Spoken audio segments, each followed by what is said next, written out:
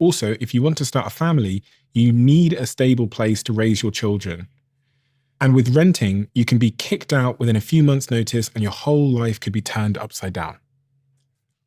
I personally think there are ways around that. And as I mentioned earlier, I did rent for 6 years of my life with a wife and an increasing number of kids. The two things that I always made sure to do were to rent from professional landlords. We did have one experience renting from a sort of mom and pop person who had bought a condo and rented it out. And that wasn't great. But after that, we were very careful about vetting our landlords and only renting from professionals.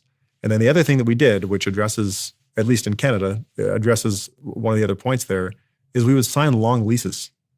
If we want to stay in a house for a few years, we would sign a multi-year lease.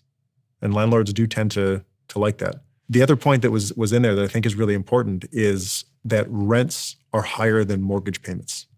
I think this is one of the biggest mistakes that people make when they're making the rent versus own comparison, is they'll say, this is my mortgage payment, this is my rent. If the mortgage payment is lower, owning must be better. But that's not the case. As we talked about a minute ago, you have property taxes, maintenance costs, potential renovation spending that you wouldn't do otherwise, and the opportunity cost of capital. When you add all that up, the cost of owning a home is far more than the mortgage payment.